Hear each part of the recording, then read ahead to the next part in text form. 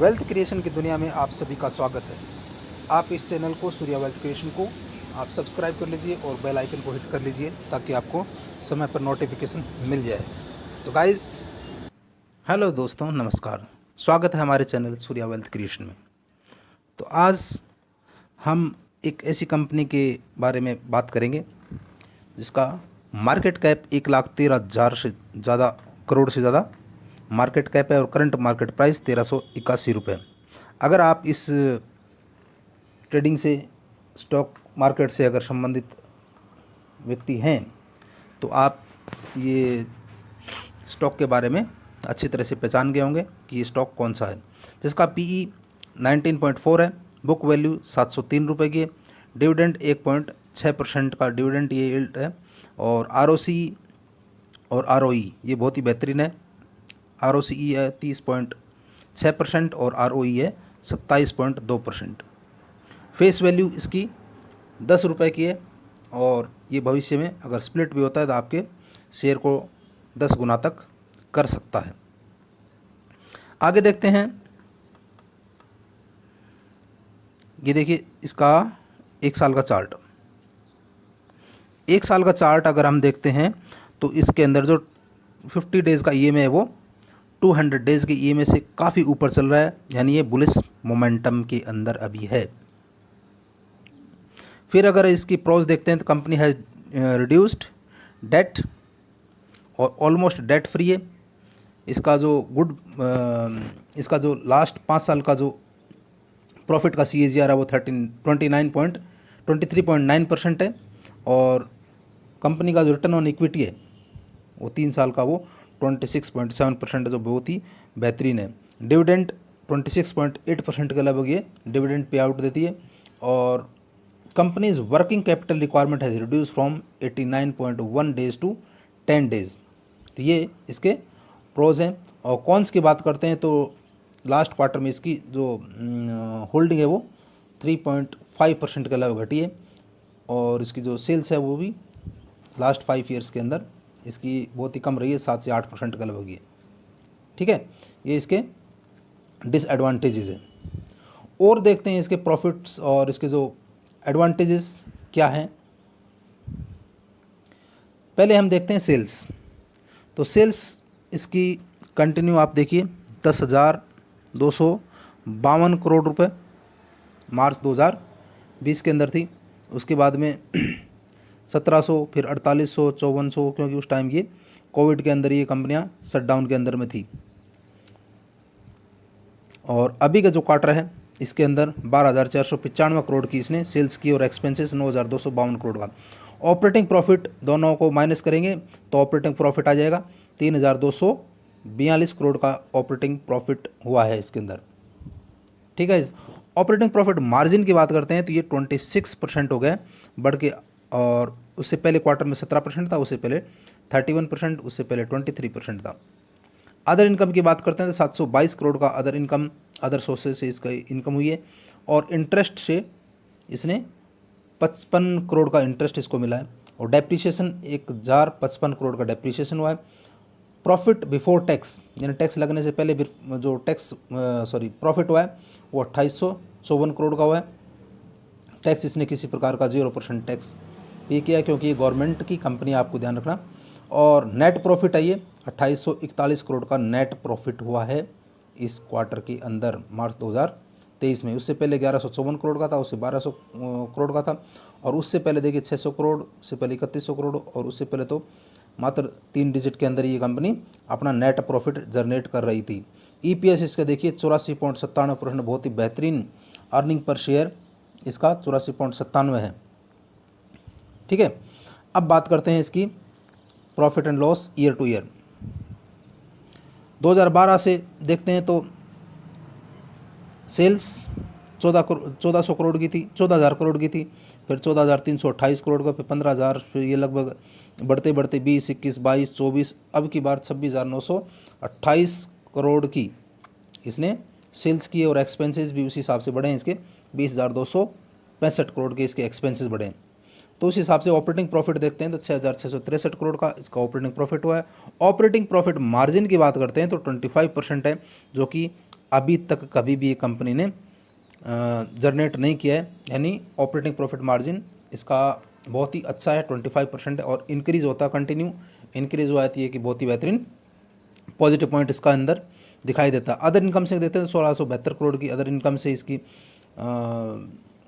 Income generate हुई है, और इंटरेस्ट 58 करोड़ का, डेप्रीशिएशन 1784 करोड़ का डेप्रीशिएशन है।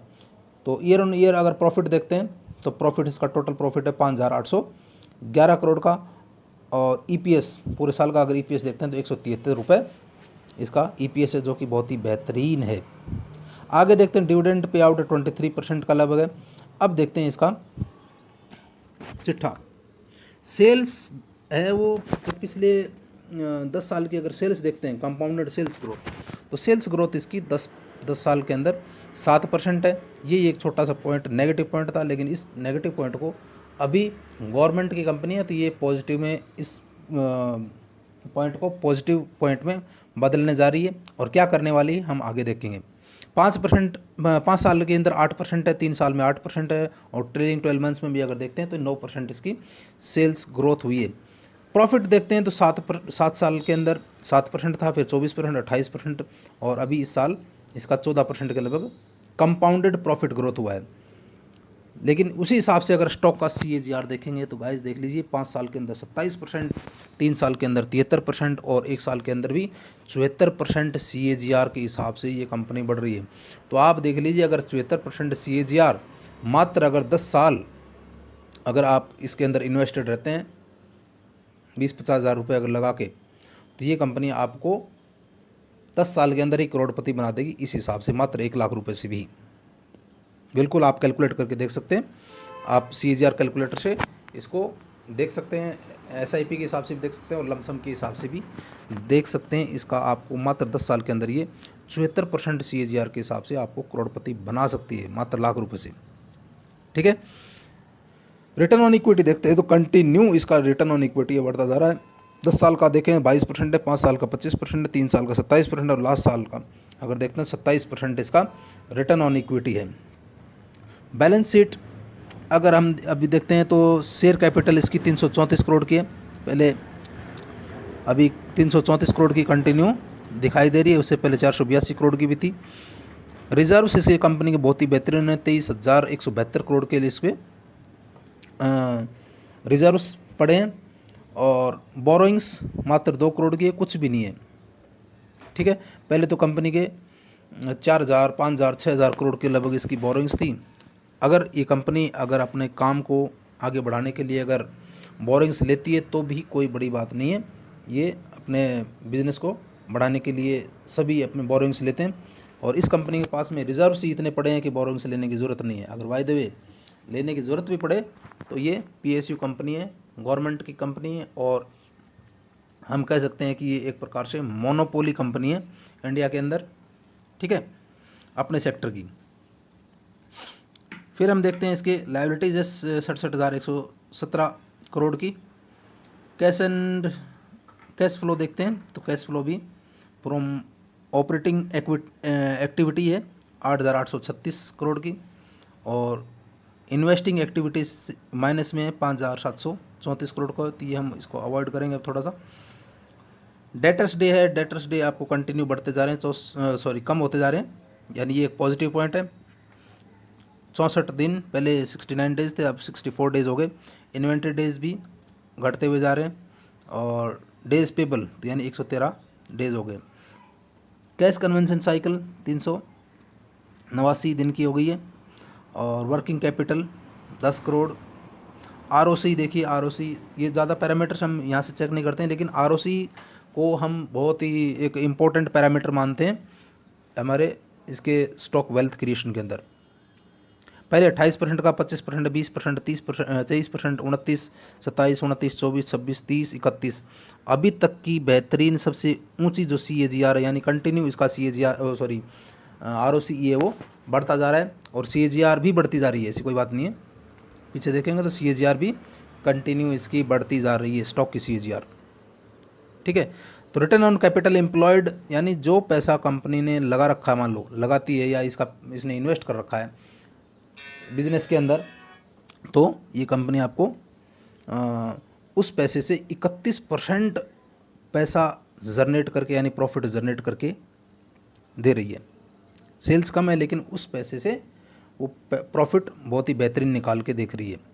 अब देखते हैं इसका शेयर होल्डिंग पैटर्न में देखते हैं। तो गाइज अगर मार्केट में लिस्टेड नहीं होती हैं कंपनियां तब इसके पास में 100% के लगभग हिस्सेदारी होती है मैक्सिमम। लेकिन जब मार्केट में कंपनी लिस्टेड हो जाती हैं तो उसके पास में मैक्सिमम जो शेयर होल्डिंग होनी चाहिए वो कितनी होनी चाहिए, आपको पता है कि 75 होनी चाहिए, 75%। लेकिन अभी देखिए 75.15% यानी 75% से भी ज़्यादा है। उसके बाद में इस कंपनी ने अभी मार्च में 71.65% यानी 3.5% के लगभग इसने अपने प्रोमोटर्स की होल्डिंग घटाई है।